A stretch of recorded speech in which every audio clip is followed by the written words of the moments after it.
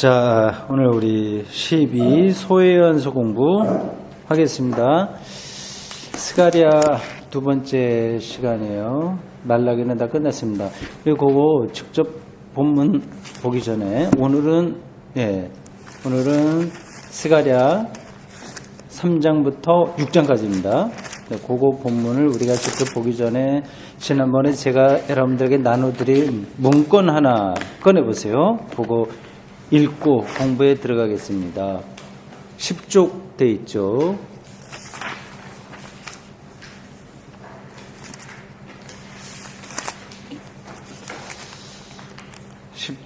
여태까지 제가 10장 여러분들에게 문건을 나눠드렸습니다. 여기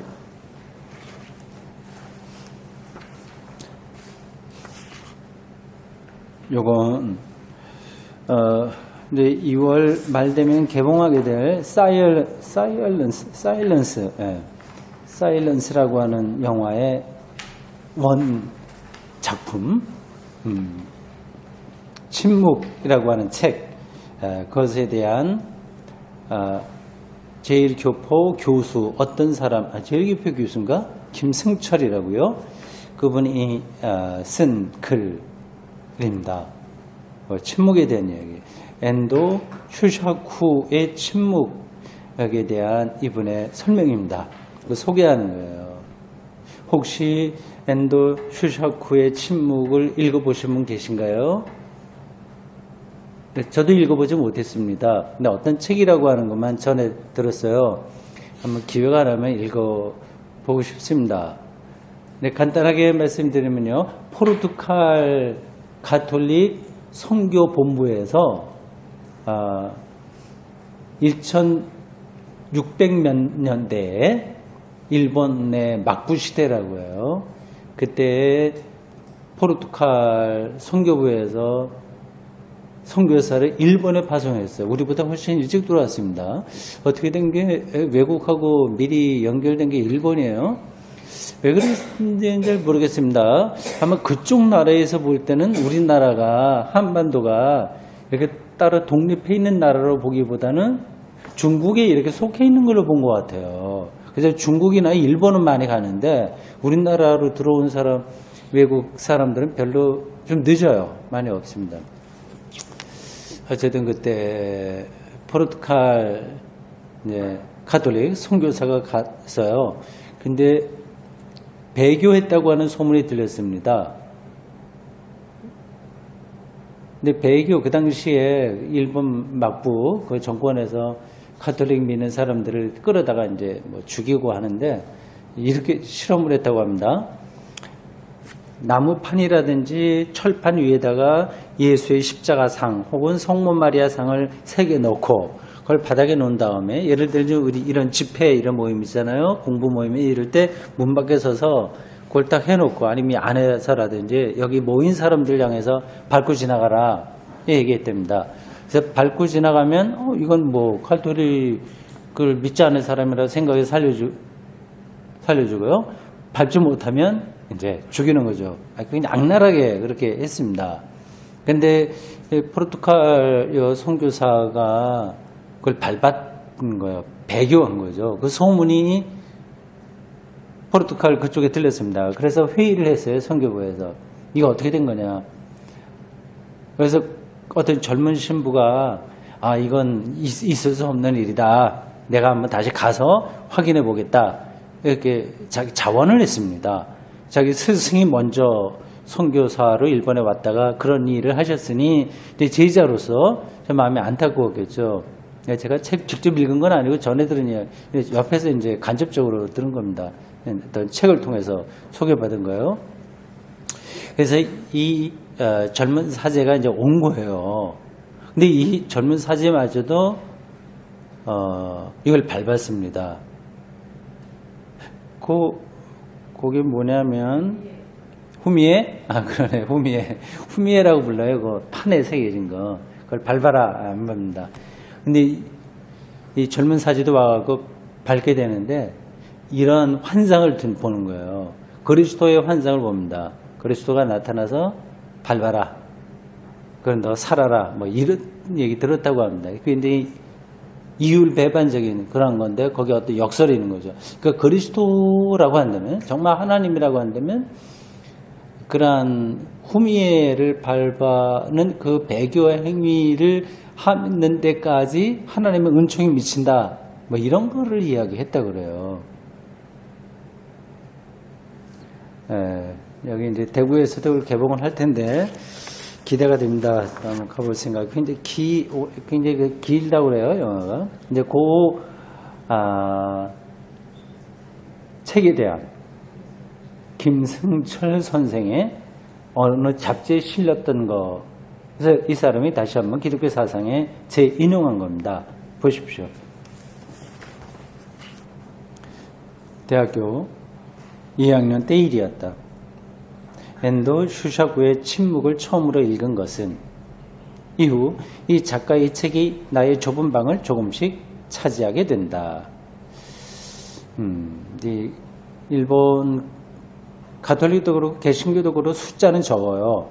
그런데 그 가톨릭 신자들하고 개신교 신자들, 일본에 있는 사람들은 굉장히 이렇게 뛰어난 사람들이고 여러 가지 방면에서 그리고 기독교인들이 인정을 많이 받습니다. 우리나라하고는 상황이 달라요. 우리는 프로테이지는 높아요. 기독교인들 숫자가 많은데 별로 사회적인 평판은 좀 좋지 않은 그런 거. 조금 부끄럽죠, 사실은요. 우리가 생각보다 일본은 여러 가지 면에서 이렇게 좀 앞서간다고 하는 표현은 좀 그렇지만 상당히 삶을 어떤 지진도 있고 지정학적으로 어려운 일이 많아서 그런지 침착하게 잘 받아들이고 있는 것 같습니다. 여러분들이 잘 알다시피 노벨 물리학상 기초과학에서 아주 뛰어나잖아요. 20명 정도가 뭐 물리학, 화학상을 받았다고 하는 거 아니겠습니까? 우리는 하나도 못 받았는데. 그러니까 아주 거기 자기가 하는 전공에 대해서는 굉장히 거기에 몰입하는 그런 사람들인가 봐요. 그래서 이런 이야기도 있습니다.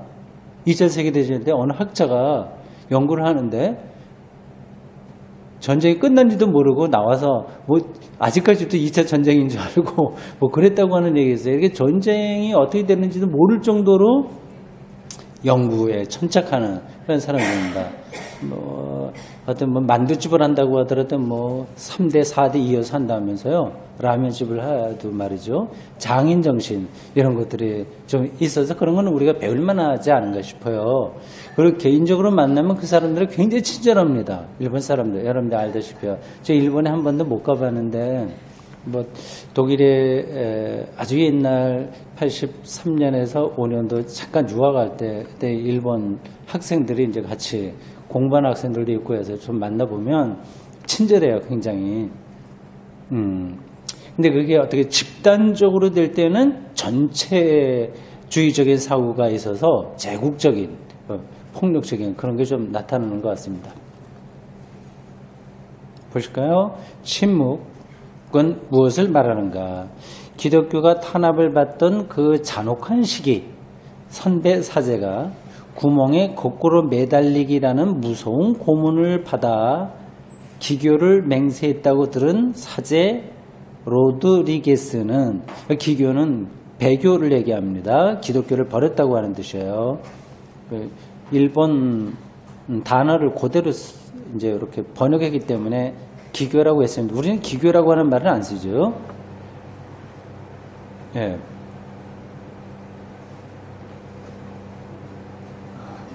네. 로드리게스의 젊은 사제예요.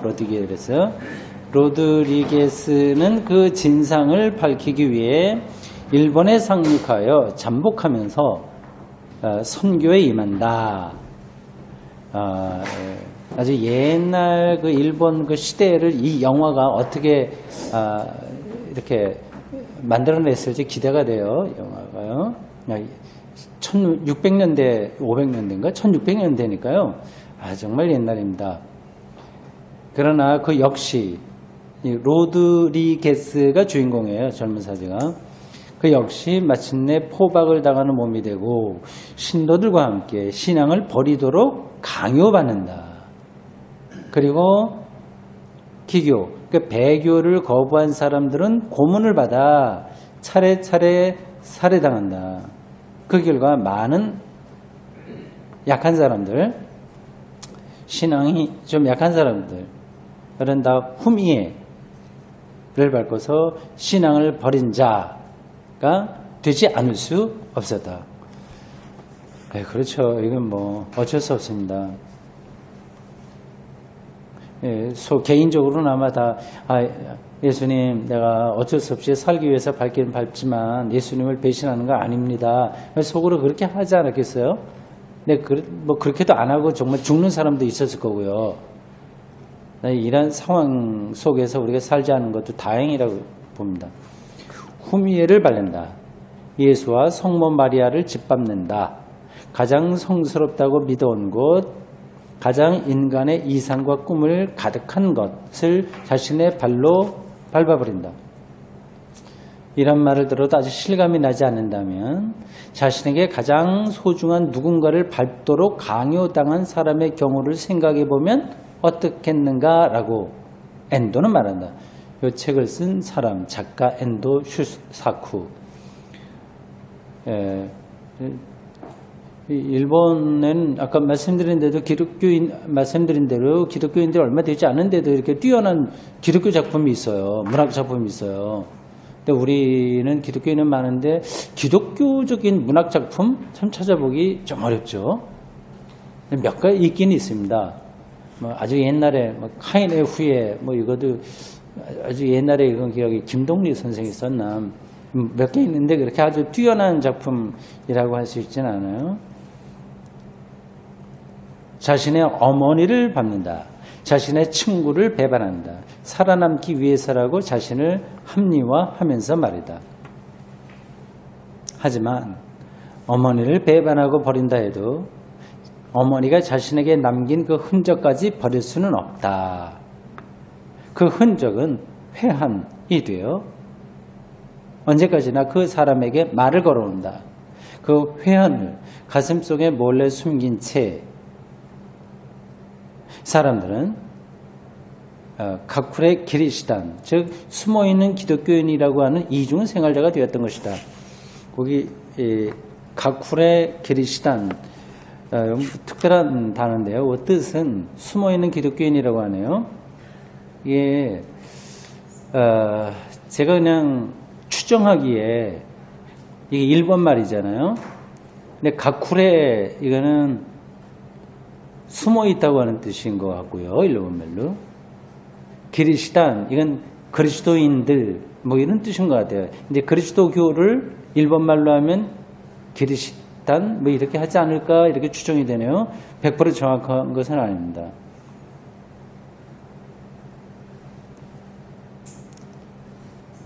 그래서 그들은 겉으로는 이제 배반을 한 거예요. 그러나 기독교인인 그런 이중적인 모습이 있는 사람들 가르치죠.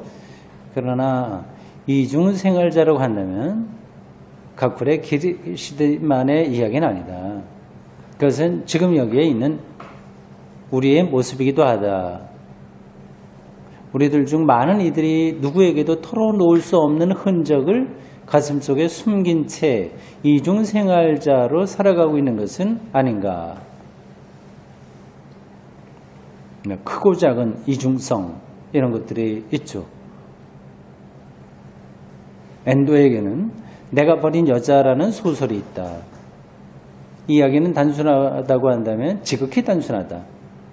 어떤 남자가 미츠라는 이름의 여자를 만나 자기 멋대로 행동하고 또 자기 멋대로 그녀를 버렸다.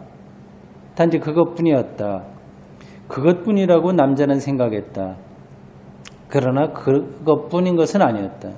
이제는 더 이상 기억 속에조차 존재하지 않는다고 생각했던 미츠는 그 남자 속에 사라지지 않는 흔적을 남겨놓은 것이다.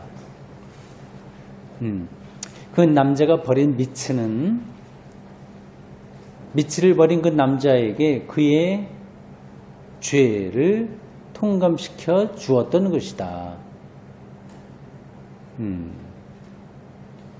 그러나 엔도는 말한다. 소설가예요. 자신의 죄를 느낀다고 하는 것은 이미 거기에 신의 작용이, 사랑이 작용하고 있는 증거라고. 신의 사랑이 아니라면 인간은 결코 자신을 부정할 수 없기 때문이다. 이 작품은, 내가 버린 여자라고 하는 이 작품은 다음과 같은 남자의 독백으로 끝난다. 우리의 인생을 단 한 번만이라도 스쳐가는 것은 거기에 지울 수 없는 흔적을 남긴다. 좋은 쪽이나 그렇지 않은 쪽이나요. 학창시절에 좋은 선생님은 좋은 흔적을 남기고 뭐 그렇지 않은 것도 다른 흔적을 남기죠. 신은 이러한 흔적을 통해서 우리에게 말을 건네는 것일까. 좀 제목이 간단한 소설인데도 이런 깊은 의미가 있네요. 내가 버린 여자, 거기서 그런 거를 말하고 있어요. 침묵의 주인공인 사제 로드리게스도 후미에를 밟고 난 후 이렇게 외치고 있었다. 그분은 침묵하고 있지 않았다. 가령 그분이 침묵하고 있었다고 하더라도 나의 오늘날까지의 인생이 그분에 대해 말하고 있다.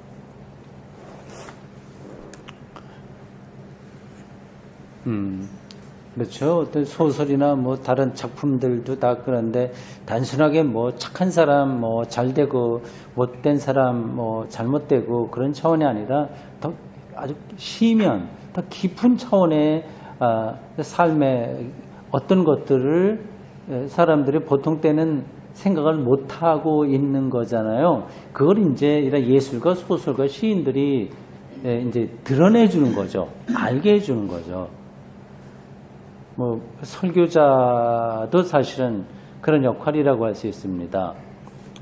침묵은 신의 침묵을 말하려고 하는 작품이 아니다. 일반적으로 우리가 그렇게 생각을 하죠. 저도 그렇게 생각을 했어요. 이 아주 재난과 고통스러운 세계에서 사람이 순교당하고 하는데 하나님이 왜 이렇게 가만히 있냐?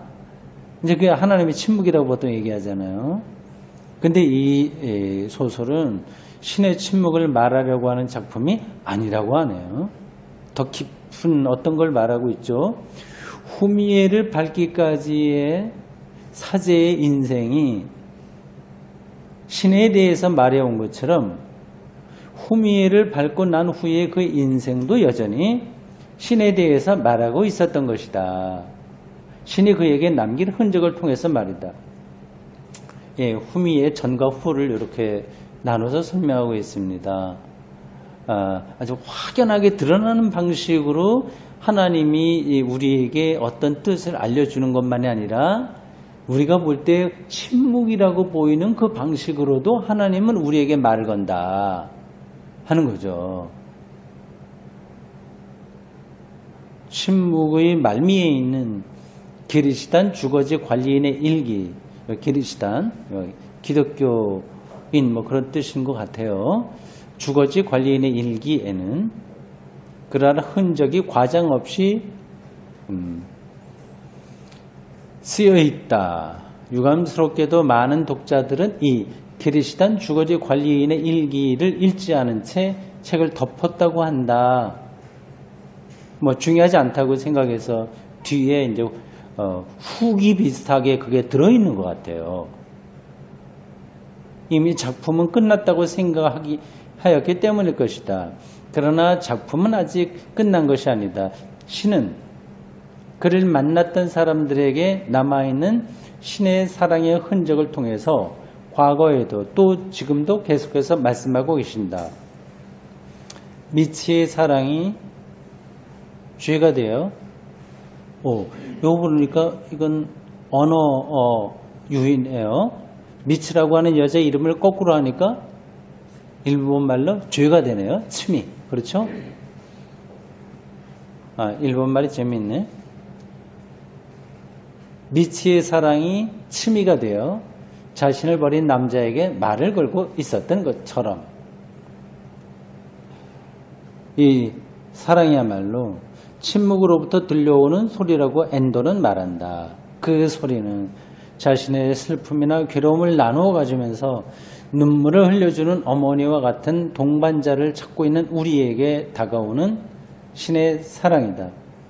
분명히 그 소리는 오랫동안 일본인의 마음에 금선에 와 닿는. 이 금선이 무슨 뜻일까요?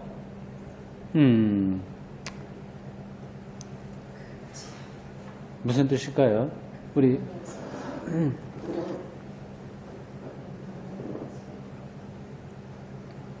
아주 아름다운 이렇게 비단줄과 같은 선 그런 거 아닐까 그렇게 추정이 되는데, 혹시 스마트폰으로 찾아보세요. 금선. 일본인의 마음의 금선에 와닿는. 신을 찾고 있던 엔도에게 들려온 목소리이기도 하였다. 금년에 출판 50주년을 맞이한 소설 침묵이 미국의 감독 마틴 스콜세지에 의해서 영화 Silence라는 제목으로 공개된다고 한다. 소설에는 후미의 앞에서 주저하는 사제에게 후미의 예수가 밟아도 좋아 라고 다정하고 슬프게 말을 거는 감동적인 장면이 있다. 이 예수의 목소리가 영화에서는 어떻게 처리될까? 지금부터 몹시 기다려진다.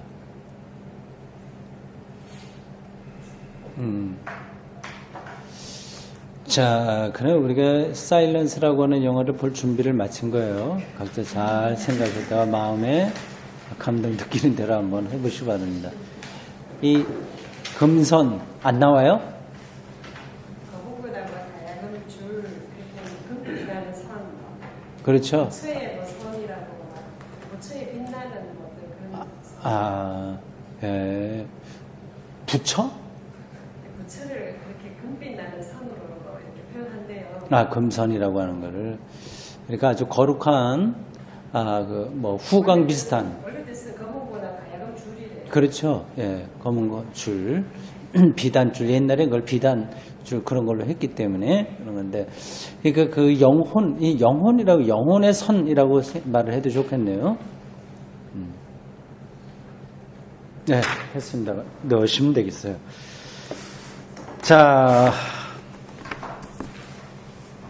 우리가 읽은 이러한 이야기들이 스가랴를 공부하는데도 정말 도움이 됩니다. 이 세계라고 하는 게 이렇게 단순하게 우리가 모든 걸 읽어낼 수 있는 게 아니라 아주 겹겹이 층층이 어떤 것들을 담고 있어요.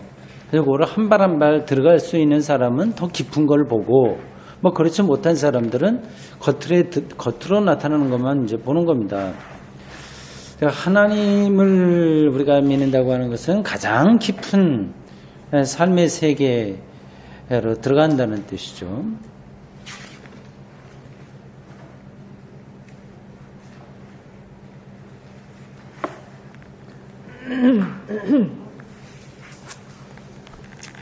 자, 다시 한번 우리 12소예언서 외워보도록 하겠습니다. 호세아서부터 말라기까지요. 시작. 호세아, 요엘, 아모스, 오바댜, 요나, 미가, 나움, 하박국, 스바냐, 학개, 스가랴, 말라기. 학개하고 스가랴는 동시대에 활동했습니다. 그들이 가장 주목했던 것은 성전을 짓는 거였습니다. 성전. 말라기는 성전 끝진 다음에 벌어진 사태를 주로 이야기하고요. 학개하고 스가랴는 성전 진행이 지지부진하니까 그거를 독려하는 그러한 선지자 활동을 했습니다. 그 성전이 여러 번 건축되고 무너지고 건축되고 무너졌는데 크게 보면 3번입니다. 3번. 그러니까 예루살렘 성전을 3가지로 봐요. 첫 번째 지어진 게 당연히 솔로몬 성전입니다. 그게 가장 크고 멋지게 지어진 거죠. 다윗이 원래 건축하려고 했는데 뭐 이런저런 사정을 하지 못했고요. 성서기자들은 다윗이 성전을 건축하지 못한 것은 피를 많이 흘렸기 때문이다 얘기를 하는데, 그건 이제 그렇게 신앙적으로 보는 거고, 뭐 실제적으로는 뭐 다른 우여곡절이 있었을 겁니다. 그게 뭐 어떤 건지는 우리가 다 모르겠어요. 다윗 성을 짓느라고 다른 예루살렘 성전을 질 만한 재정적인 능력이 없었든지, 아니면 뭐 다른 사정이 있겠죠. 어쨌든 그래서 솔로몬이 짓게 됩니다. 그게 1차 솔로몬 성전이에요. 그게 무너진 게 언제인지는 당연히 아실 거고요. 기원전 587년입니다. 바벨론에 의해서 이 예루살렘이 함락될 때 같이 됐어요. 가장 허물어졌습니다. 그게 이제 첫 번째 성전이고요. 그 제1성전이라고 합니다. 제2성전은 오늘 이제 그 사람의 오늘 이제 본문에들이 나올 텐데 스룹바벨 성전이라고 합니다. 그게 이제 바벨론 포로로 갔다가 돌아와서 이제 학개와 스가랴가 막 독려하는 그 와중에서 건축된 건데, 그것을 처음 시작한 사람이 스룹바벨이었기 때문에 스룹바벨 성전이라고 이름이 붙여졌어요. 근데 사실은 스룹바벨이 시작은 했어요. 기초를 놓긴 했습니다. 그러나 그가 완공하지는 못했습니다. 그래서 학개와 스가랴가 그 완공되지 않는 그 상태에서 막 독려하고 이렇게 저렇게 좀 많이 힘도 주고 하면서 이제 짓게 됩니다. 그래서 그것이 완성돼서 이렇게 헌당 이렇게 된 게 기원전 515년이에요. 515년. 솔로몬 성전이 굉장히 오랫동안 지속됐죠. 굉장히 크게 졌다고 합니다. 뭐 그건 뭐 여러분들 인터넷 정보에 찾아보면 잘 나올 거예요. 근데 스룹바벨 성전은 좀 초라했다고 합니다. 그것에 비해서. 뭐 그럴 수밖에 없죠. 나라가 지금 어디 굶어 죽을 지경인데 성전을 어디 질 수 있겠습니까? 그래서 어려움이 많이 있었는데 그래도 우여곡절 끝에 짓긴 졌어요. 그걸 제2성전이라고 하고 바벨론 성전이라고 합니다. 그 스룹바벨 성전이 또 이제 함락되죠. 언제 되더라 그게? 그거는 이제 제 3성전이 70년에 함락됐습니다. 세 번째 성전이. 두 번째 거는 나중에 여러분들 한번 집에 가서 찾아보십시오. 마카비 왕조의 그 독립운동 때 그랬는지 지금 제가 그걸 정확하게 모르겠습니다. 어쨌든 지금 학개와 스가랴가 동료해서 기원전 515년에 건축된 솔로몬 성전보다는 상대적으로 규모가 작았던 이 스룹바벨 성전도 결국 무너집니다. 이제 그게 두 번째고요. 세 번째 성전은 이름을 헤롯 성전이요. 헤롯 성전 맞습니다. 헤롯이요. 첫 번째는 솔로몬, 두 번째는 스룹바벨, 세 번째는 헤롯 성전입니다. 사실 뭐 헤롯, 그래서 이제 성경에는 굉장히 나쁜 왕으로 계속 나오잖아요. 근데 제가 언제 말씀드렸는지 모르겠습니다만 건축을 관심이 많았고요. 그리고 유대 지역을 자기가 잘 정치적으로 다스려야 되겠기 때문에 유대인들의 환심을 얻기 위해서 성전을 지었습니다. 그게 굉장히 오랫동안 지어졌어요. 기원전 20년부터 시작을 했다고 하는데, 그래서 아주 완전히 완공된 거는 기원 후 64년이라고 합니다. 그 전에도 뭐 어느 정도 사용할 수 있을 정도의 규모는 갖추었겠죠. 그러니까 예수님이 계셨을 때의 성전은 바로 이 헤롯 성전인 거예요. 그러니까 이 헤롯이 신앙이 있어서 진 거 아니에요. 정치적인 그런 야망, 그리고 건축에 대한 열정, 이런 것들을 모아서 증거입니다. 그러니까 별로 그렇게 신앙적인 건 아니에요. 뭐 어쨌든 그래도 그 안에서 유대인들의 종교 생활이 하나의 구심점으로 활동을 했습니다. 이제 요게 이제 무너진 게 기원은 70년 로마에 의한 예루살렘 함락 때 된 겁니다. 그리고 지금 그럼 다시 예루살렘에 있는 성전이 다시 지어졌을까요? 지어지지 않았을까요? 지어지지 않았습니다. 오랫동안 나라 없이 70년 이제 끝난 다음에 유대인들은 디아스포라로 살았습니다. 그래서 막 섞여 살았고요. 팔레스타인 원주민들하고 계속 있었고요. 사실 따지고 보면 팔레스타인 원주민이라고 한 말이 나왔습니다만은 사실은 유대의 오랜 세월 속에서도 같이 원주민들하고 살았던 거예요. 혈통적으로 유대인들만 그 팔레스타인에 살지 않았습니다. 하여튼 뭐 이렇게 저렇게 우여곡절과 좀 어려움이 많은 가운데서 2000년 가까이 나라 없이 살던 사람들이 이스라엘이라고 하는 나라를 세운 때가 2차 세계대전이 끝난 1948년인가 몇 년인가 8년인가요? 예, 그때 이제 나라를 세우게 됐어요. 뭐 그렇게 된 데에도 여러 가지 뭐 이런저런 나라들 사이의 국제 외교 그런 것들이 뭐 힘겨루기 이런 게 많이 작용을 했습니다. 지금은 이제 성전이 없고 성전 터 뭐 그런 거 벽 통곡의 벽 뭐 이런 것만 남아 있습니다. 여러분 성경 보십시오. 스가랴 3장 보세요. 오늘 3장부터 6장까지입니다. 스가랴는 전반 후반으로 나눕니다. 전반부에는 8가지 환상이 나와요. 후반부에는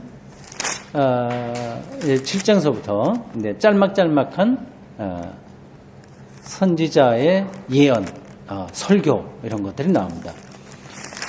그래서 앞부분에 있는 거 좀 빨리 우리가 처리하도록 하겠습니다. 환상 이야기를 다 끝내겠어요. 8가지인데 다시 한번 확인하겠습니다. 첫 번째 환상은 1장 7절에서 17절까지 말탄 사람에 대한 얘기예요. 말탄 사람.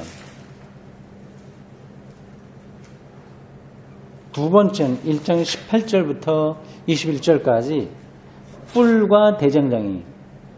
그가 어떤 뜻인지는 잠깐 제가 설명을 했습니다. 그냥 뭐 지나가요.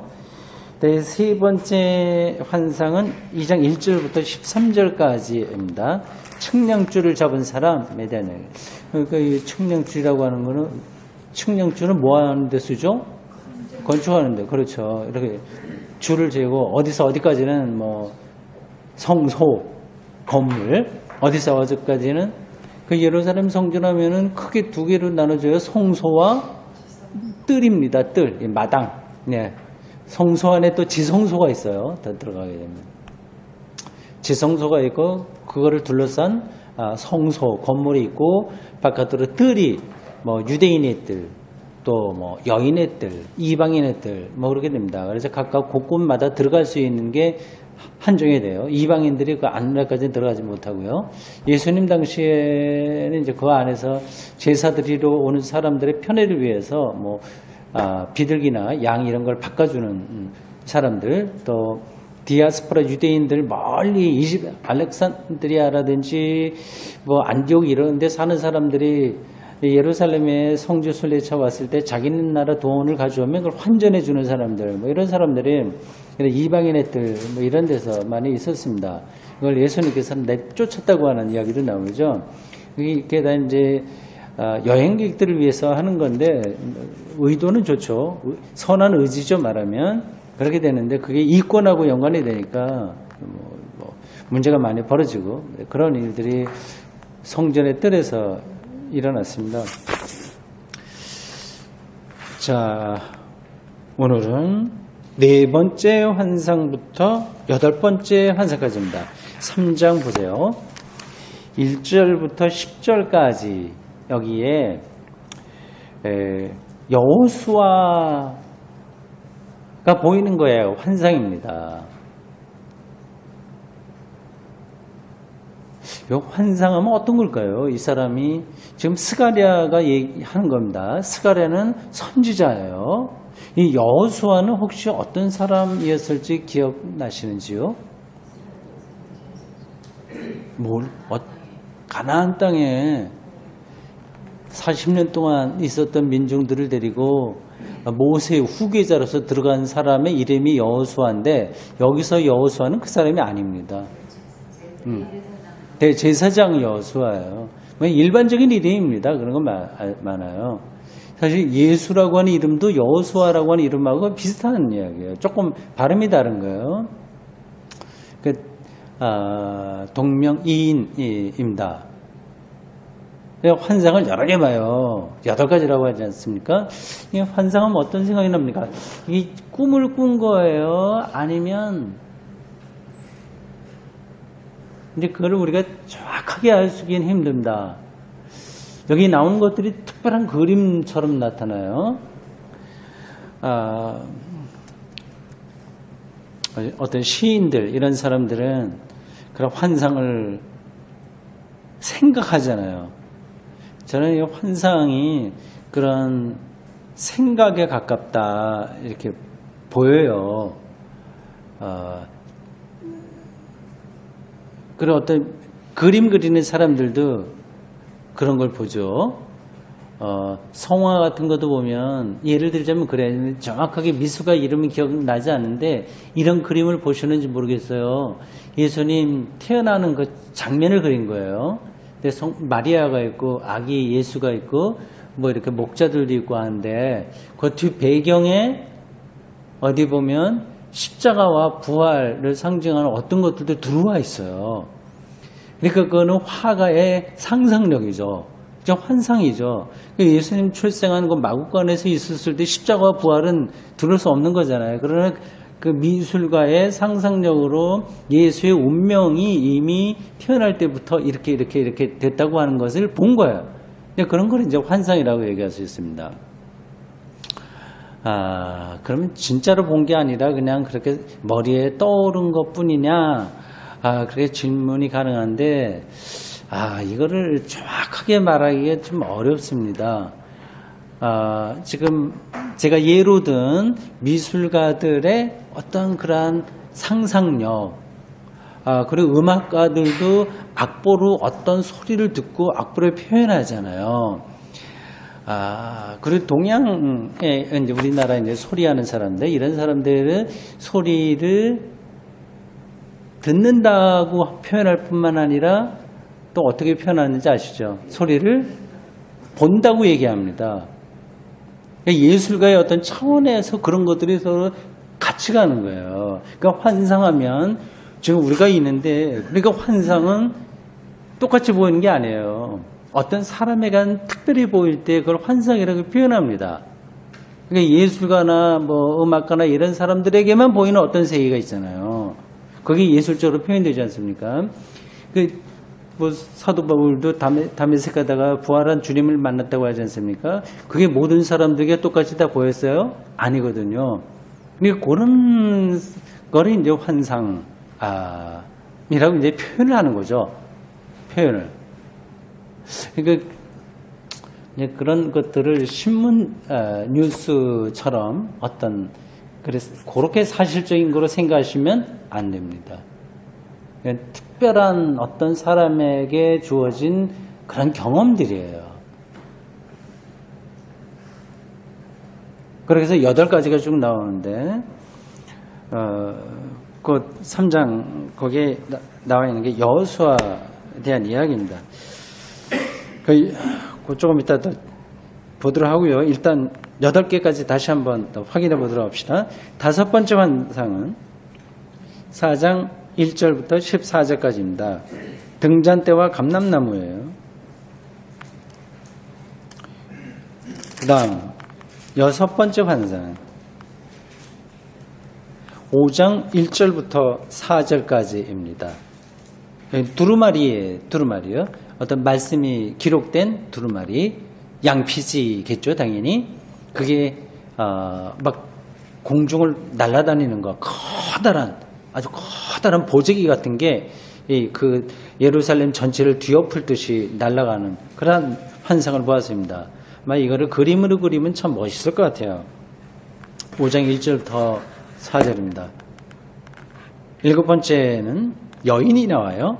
에바 속의 여인. 5장 5절부터 11절까지입니다.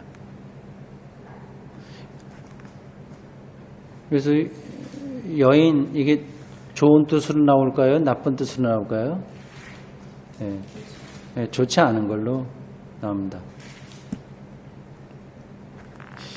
자, 8번째 마지막 환상. 6장 1절부터 8절까지입니다. 여기는 병거가 나와요. 4대의 병거. 말이 끄는 마차, 말이 끄는 차예요. 4개. 이렇게 8가지의 환상이 스가랴의 앞부분에 쭉 나오고 있습니다. 자, 3번째까지는 우리가 지난주에 봤으니까 지나가고 4번째부터 살펴봅시다. 3장 1절부터 10절까지입니다. 같이 한번 읽어보실까요? 교독하겠습니다. 제가 1절 읽겠어요. 대제사장 여호수아는 여호와의 천사 앞에 섰고 사탄은 그 오른쪽에 서서 그를 대적하는 것을 여호와께서 내게 보이시니라. 여호와께서 사탄에게 이르시되 사탄아 여호와께서 너를 책망하노라. 예루살렘을 택한 여호와께서 너를 책망하노라. 이는 그래서 너는 그 슬림나무가 아니냐 하시되 여호수아가 더러운 옷을 입고 천사 앞에 서 있는지라. 여호와께서 자기 앞에 선 자들에게 명령하사 그 더러운 옷을 벗기라 하시고 또 여호수아에게 이르시되 내가 네 죄악을 제거하여 버렸으니 내게 아름다운 옷을 입히리라 하시고 내가 말하되 정결한 관을 그의 머리에 씌우소서 하매 곧 정결한 관을 그 머리에 씌우고 옷을 입히고 여호와의 천사는 곁에 섰더라. 여호와의 천사가 여호수아에게 증언하여 이르되 만군의 여호와의 말씀에 네가 만일 내 도를 행하며 내 규례를 지키면 네가 내 집을 다스릴 것이요 내 뜰을 지킬 것이며 내가 또 너로 여기 서는 자들 가운데에서 왕래하게 하리라. 대제사장 여호수아야 너와 내 앞에 앉은 내 동료들은 내 말을 들을 것이니라. 이들은 내게 의해서 하리라. 내가 내 종 삭을 나게 하리라. 만군의 여호와가 말하노라. 내가 너 여호수아 앞에 세운 돌을 보라. 한 돌에 7눈이 있느니라. 내가 거기에 새길 것을 새기며 이 땅의 죄악을 하루에 제거하리라. 만군의 여호와가 말하노라. 그날에 너희가 각각 포도나무와 무화과나무 아래로 서로 초래하리라 하셨느니라. 아멘. 여기 많은 이야기가 여기 담겨져 있어요. 뭐 자세한 거는 여러분들이 주석을 다 이제 읽어야 됩니다. 뭐 그걸 이 시간에 우리가 할 수는 없어요. 그냥 이런 내용이 있다 하는 정도로 넘어가는 게 좀 괜찮습니다. 그래서 그런 정도 한도 안에서 말씀을 드리겠어요.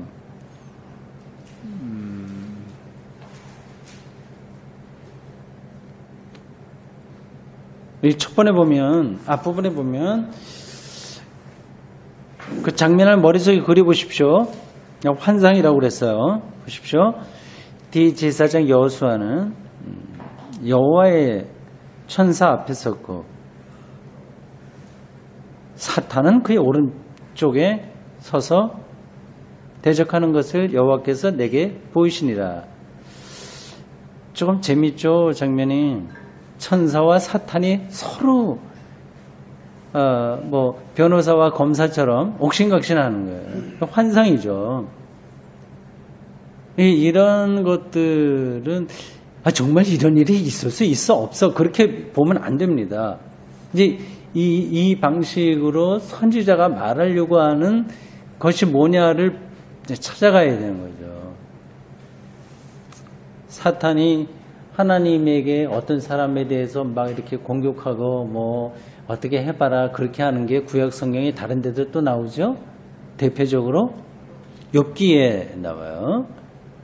이건 고대인들이 이제 그런 방식으로 이 인간의 삶과 역사의 신비, 어두움들 그런 것들을 해명해 보려고 했었던 글쓰기의 방식인 겁니다.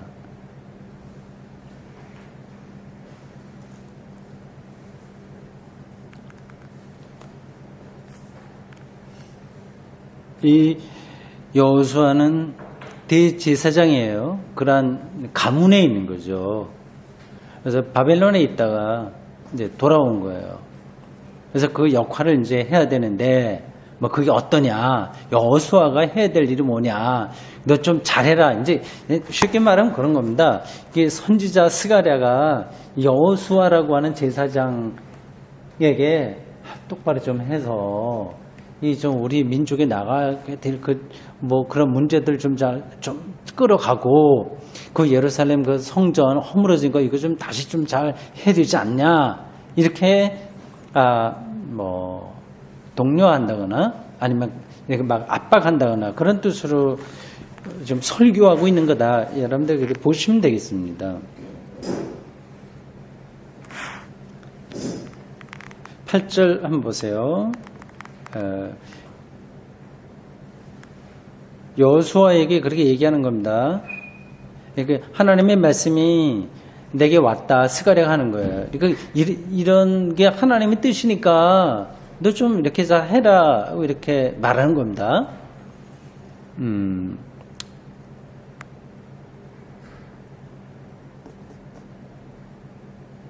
끝부분 보세요. 8절의 끝부분. 내가 내 종 싹을 나게 하리라. 이렇게 했습니다.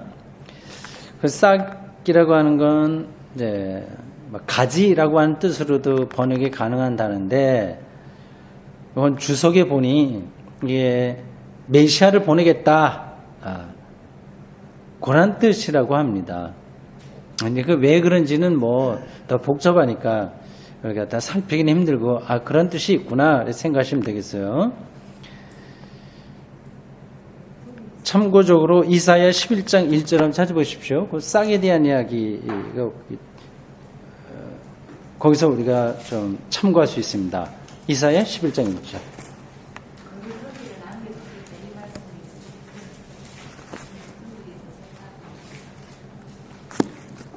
감사합니다. 조금 더 정확하게 얘기해보세요. 천천히. 말이 너무 빨라.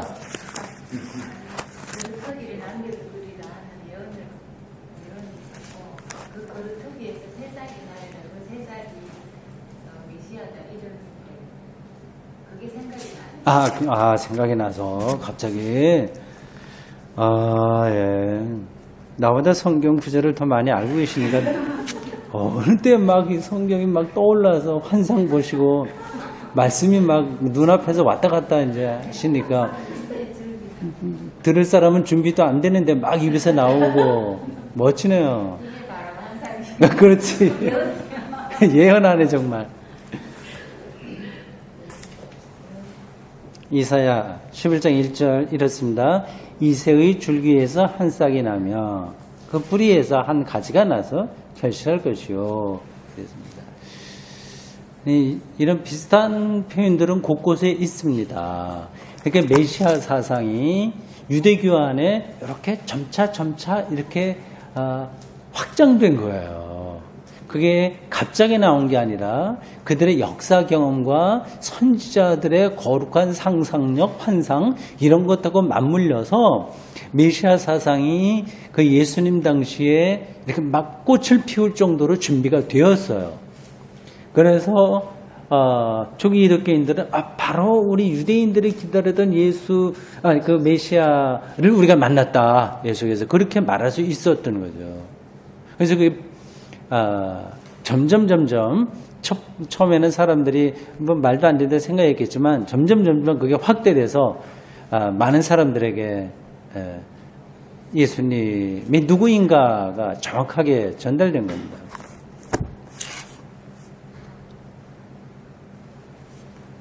10절 보세요. 이것도 메시아 사상에 대한 얘기입니다. 뭐 9절 그런데 9절도 그런데 10절에 보면 메시아 시대에 대한 어떤 평화, 그게 어떠냐는 것이 거기에 묘사됐어요. 너희가 각각 포도나무와 무화과나무 아래로 서로 초대하리라. 정말 평화롭고 풍요로운 그런 시대를 가리키는 거죠.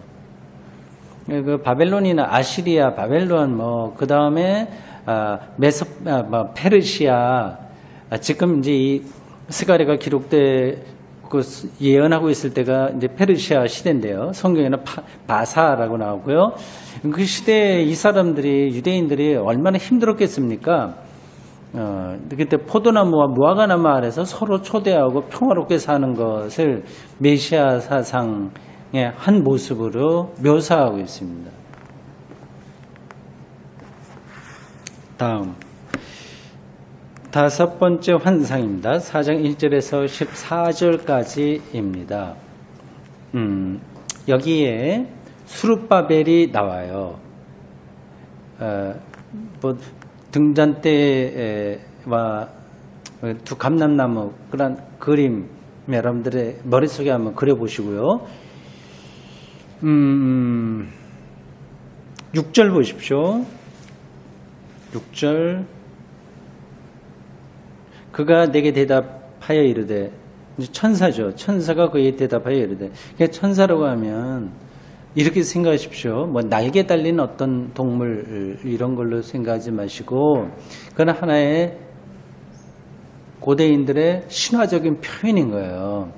그러니까 하나님은 우리가 직접 만날 수 있어요, 없어요? 안 되거든요.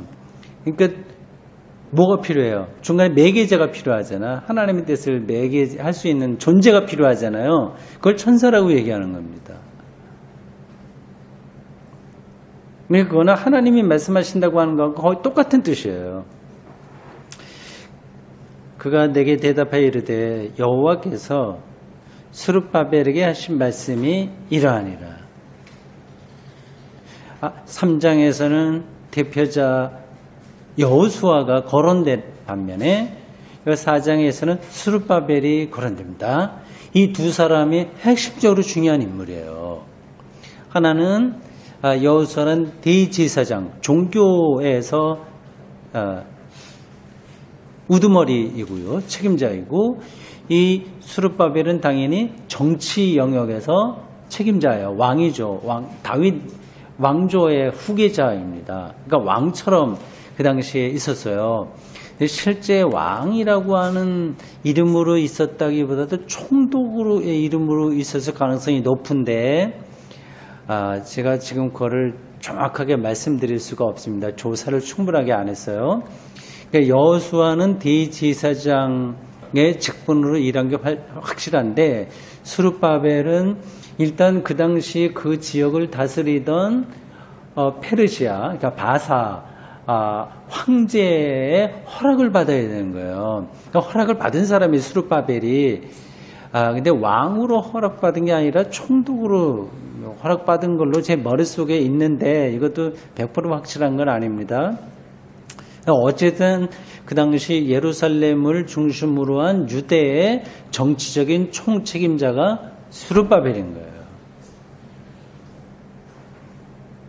이렇게 예루살렘 성전 제2의 성전을 건축하려면 이제 중요한 사람이 둘이 필요한데, 하나는 대제사장이 있어야 되고 또 하나는 이 정치 최고 핵심 권력자, 이게 필요한 거예요. 그 스가랴가, 선지자가 그 두 사람에 대해서 지금 설교하는 겁니다. 너희들 이렇게 해야지. 하나님이 이렇게 말씀하더라. 여호수아 앞에 얘기할 때 너 옷이 더럽고 한데 하나님이 깨끗한 거 입혀 주시려고 이렇게 하니까 정신 차리고 일해라.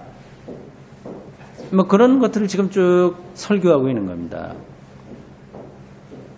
이 6절이 좀 유명한 구절이죠. 스룹바벨에게 이렇게 말씀하시니라 하고요. 다음에 내용이 나옵니다.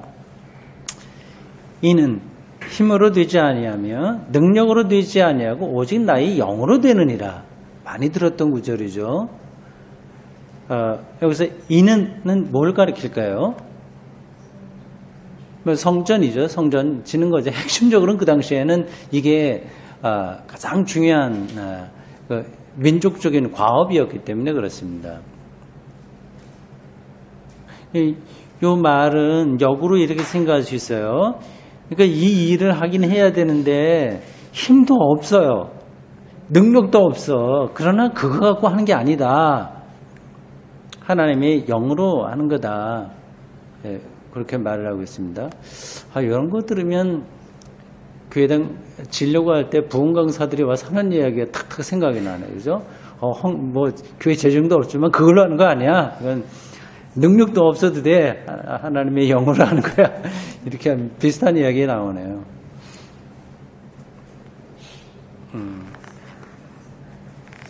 그 당시하고 지금은 상황이 다른 거니까 뭐 이런 걸 갖다가 그대로 오늘날 적용시키면 이현령, 비현령이 되는 거죠.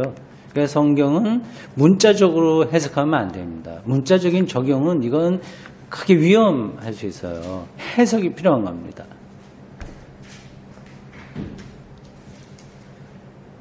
이 수룹바벨이라고 하는 이 이름의 뜻이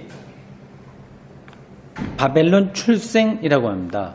바벨이 들어가죠. 뒤에 바벨, 수룹, 바벨. 바벨에서 출생한 사람. 그러니까 다윗 왕조이긴 한데 왕위 기회승자인데 바벨론에 가서 태어난 사람인가 봐요. 그랬다가 이제 바벨론 포로 귀환해서 오는 거죠. 굉장히 그 예루살렘과 유대 민족의 어떤 구심점에 역할을 할 수 있는 사람입니다. 그러나 이름은 조금 좋지는 않네요. 바벨론 출생 이렇게 하니까.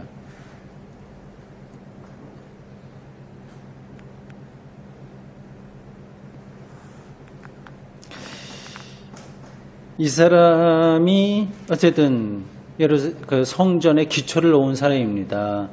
자기가 완성을 하지 못했지만 나중에 515년에 완성돼서 그 성전 이름이 스룹바벨이라고 하는 이름으로 불려요. 이 스룹바벨이 굉장히 이 당시의 그 선지자들에게는 대단한 인물로 비춰 메시아처럼 불렸습니다. 참고적으로 우리가 이 스가랴 끝난 다음에 학계를 돌아가게 되는데 학계는 짧아요. 2장밖에 안 돼요. 거기 스가랴하고 똑같은 시대에 활동했던 선지자입니다. 다들 동료 선지자예요. 학계 2장 23절 보세요. 바로 앞으로 가시면 됩니다. 학계 2장 23절. 만군의 여호와가 말하노라. 스알디엘의 아들 내 종 스룹바벨아, 여호와가 말하노라.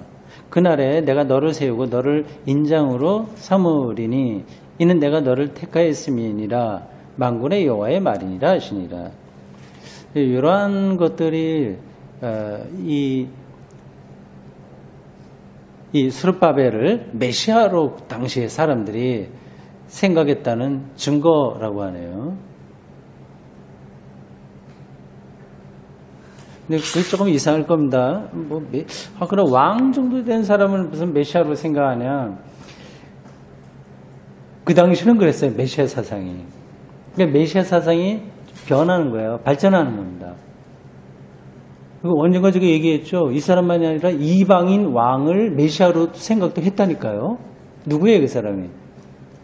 고레스라고 하는 이 바사의 첫째 이 왕, 이 사람을 메시아로 생각했어요. 왜 그렇게 생각합니까? 해방시켜주니까. 어쩌면, 이게 적절한 얘기일지 모르겠습니다만은, 우리나라 사람들의 많은 머릿속에는 미국을 메시아 나라 사람들 생각하는 사람도 있을 거예요. 요즘 태극기, 소위 말해서 태극기 집회 보면, 이렇게 저렇게 자기 뜻을 시위에서 할 수 있긴 있는데, 태극기 가져가는 것까지는 좋은데, 성조기를 왜 가져가는지 그게 좀 이해가 잘 안 되더라고요. 그러니까 미국은 무조건 이렇게 절대적인 우리를 해방시키고 그런 거로 생각하는 것처럼 해요. 뭐 그럴 수 있다고 생각합니다. 내 마음에 이렇게 되니까요. 사람의 마음이라고 하는 게 약해요. 허전하니까 어딜 절대적으로 의존하려고 합니다. 그래서 아마 아주 초대형 교회에 있는 신자들의 많은 경우는 자기네 교회 목사를 예수보다 더 따르려고 하는 그런 거 있을 겁니다. 사이비 이단들이 가능한 이유가 그와 같습니다. 밑에 교주가 되는 이유가 그거예요. 밑에 사람들이 이 교주를 절대화하니까 그걸 거의 메시아처럼 생각하는 거죠. 그게 이제 가능한 겁니다. 그러니까 유대 사회에서 이방인 왕인 고레스를 메시아로 생각했고요. 여기 스룹바벨을 또 메시아로 또 생각을 했습니다. 그게 역사적으로 많이 반복됐어요. 그렇게 할 수밖에 없는 것은 그 여러 가지 정치적으로 어려운 상황에서 자기들 구원해낼 자다 믿었기 때문에 그렇습니다. 그러니까 그 유대인들의 메시아 사상의 특징의 하나가 이 역사 안에서 지금 구체적인 그 역사 안에서 유대가 명실상부하게 세계의 지도자급 되는 나라로 되는 완전한 절대적인 평화의 세계라고 하는 겁니다. 그러니까 그거는 괜히 정치적인 성격이 강한 거죠. 근데 그러한 메시아 사상을 갖고 있었던 사람들에게 예수님이 십자가에 나는 이제 죽어야 된다고 하는 말을 했을 때 받아들여졌겠냐? 받아들여지지 않는 거죠.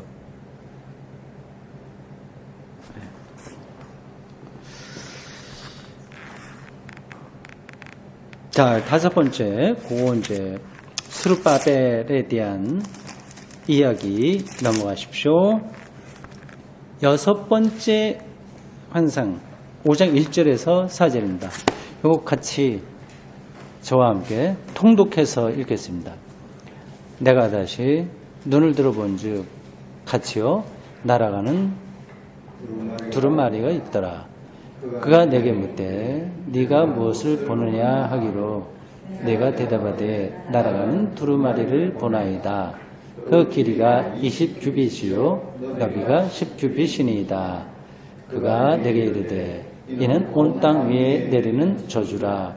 도둑질하는 자는 그 이쪽 글대로 끊어지고 맹세하는 자는 저쪽 글대로 끊어지리라 하니 만군의 여호와께서 이르시되 내가 이것을 보냈나니 도둑의 집에도 들어가며 내 이름을 가리켜 명되이 맹세하는 자의 집에도 들어가서 그의 집에 머무르며 그 집을 나무와 돌과 아울러 사르리라 하셨느니라 하니라.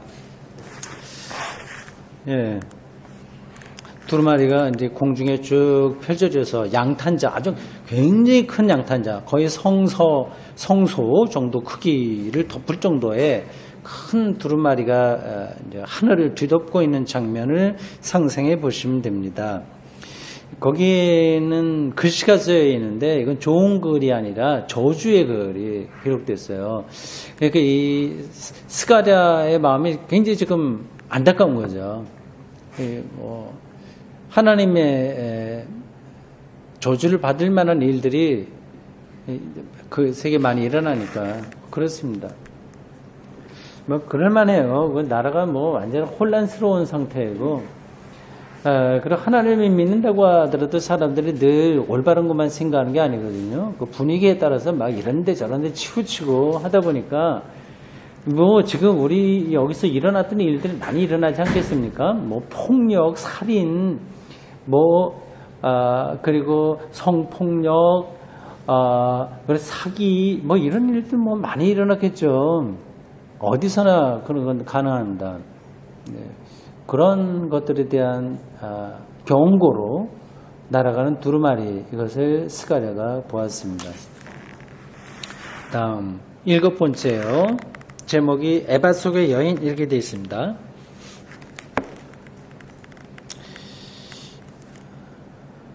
에바라고 하는 것은 어떤 물건을 넣는 통이에요. 어떤 양을 재는 겁니다. 한 말, 두 말, 세 말 이렇게 재는 거예요. 에바라고 하는 특별한 그런 양을 재는 단위가 그 당시에 있었습니다. 근데 7절에 보면 이렇게 돼 있어요.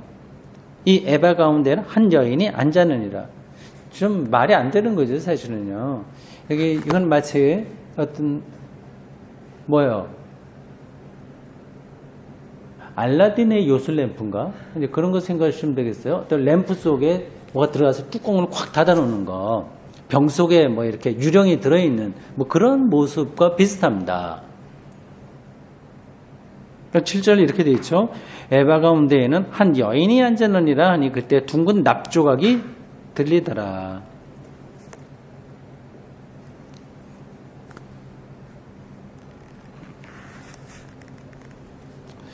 11절 보십시오. 그리고 나쁜 거예요. 굉장히 부정한 것들을 이렇게 상징하고 있습니다. 11절.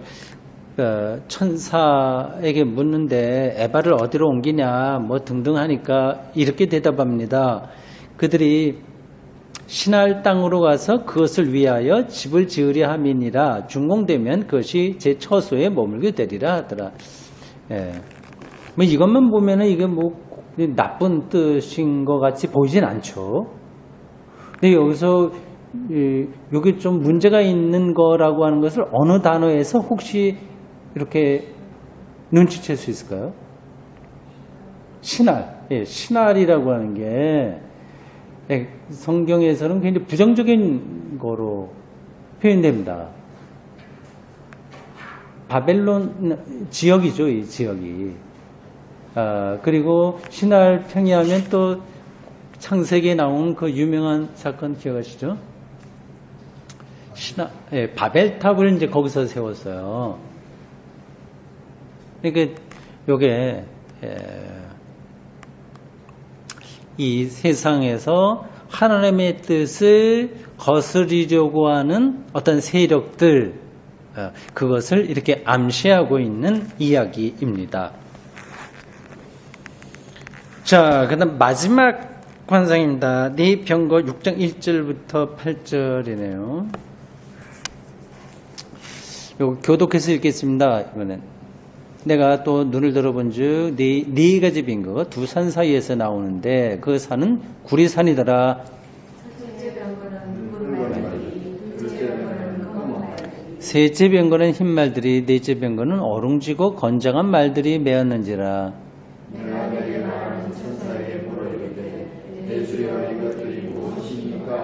천사가 대답하여 이르되 이는 하늘의 네 바람인데 온 세상의 주 앞에 서 있다가 나가는 것이라 하더라.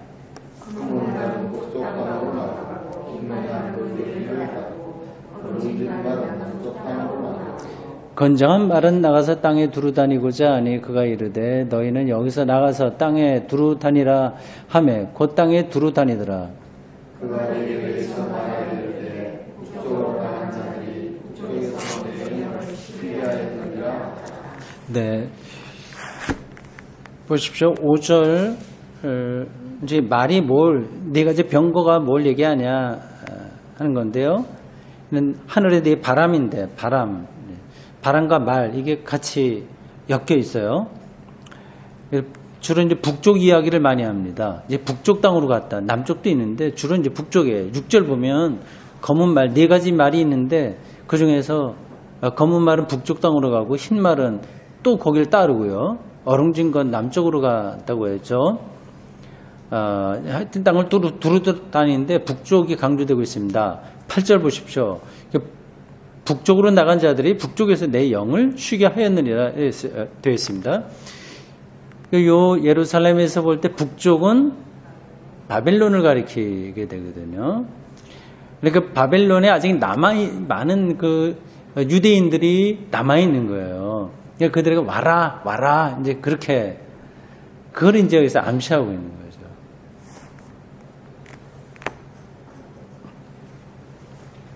자, 이렇게 해서 8가지 환상이 다 끝났습니다. 그림은 좀 이상해요. 환상은 정말 현실 감각이 안 나는 건데, 그러나 이거는 굉장히 현실적인 이야기예요. 이거는 추상화처럼 보이지만 그 초현실적인 이야기처럼 보이긴 하지만 역사적인 이야기예요. 그리고 그래 성경 읽을 때 그거를 잘 붙들어야 됩니다. 뭐 이렇게 환상적인 이야기, 그래서 이거를 잠깐 비약해서 다른 이야기를 하는데, 좀 문제가 그렇게 해석하기 시작하면 참 문제가 많이 있죠. 요한계시록 같은 데도 이제 그런 환상들이 많이 나오고 있지 않습니까? 그것도 역사에 대한 이야기인 거예요. 그 당시의 역사를 그 묵시적인 방식으로 설명한 거예요.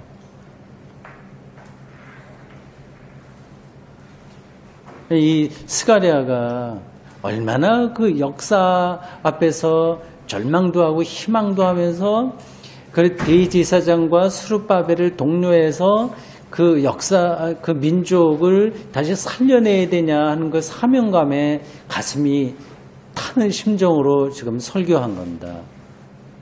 그 마음이 어떤지 이해가 돼요. 9절부터 15절까지는 이제 성전 건축하는 걸 좀 더 구체적으로 이야기하고 있습니다.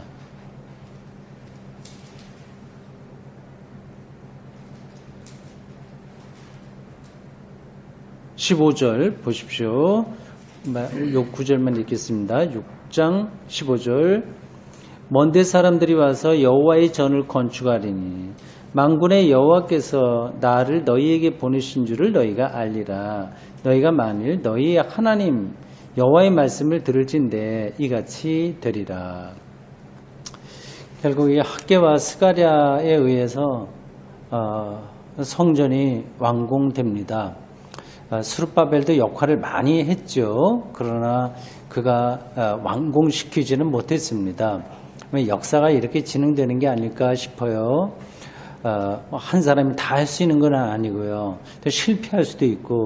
그러나 이스라엘에서 이 선지자들의 날카로운 통찰력, 그리고 뜨거운 가슴, 그리고 실천력, 이런 것들이 하나의 전통으로 내려와서 그 주변의 열강들, 아주 그 강력한 힘으로 약한 나라들을 지배하고 있었던 상황 가운데서도 그들의 하나님 신앙을 놓치지 않을 수 있었던 게 아닐까, 그렇게 볼 수 있습니다. 기도하겠습니다. 주님, 오늘 저희들 스가랴 2500년 전에 선지자로 활동했던 그 하나님의 종의 말을 일부분을 3장에서부터 6장까지 같이 공부했습니다. 정말 까마득한 옛날 이야기, 우리와 상황이 완전히 다르긴 하지만 사람이 살고 있고 거기서 벌어지는 여러 가지 온갖 우여곡절도 있고 실망과 절망, 좌절도 있고 희망도 있는 그런 가운데서 올곧게 하나님의 말씀을 받아 선포하려고 했었던 그러한 선지자의 외침을 들었습니다.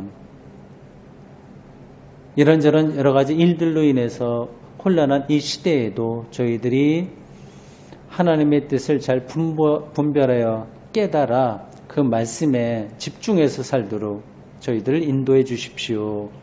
각자의 형편들이 있습니다. 우리 모든 오늘 이렇게 공부에 참여한 믿음의 동지들에게 하나님의 지혜와 그리고 삶을 분별할 수 있는 그러한 통찰력, 그 영성을 허락하시어 하나님의 남은 자로서 부족하지 않도록 인도해 주십시오. 예수님의 이름으로 기도합니다. 아멘.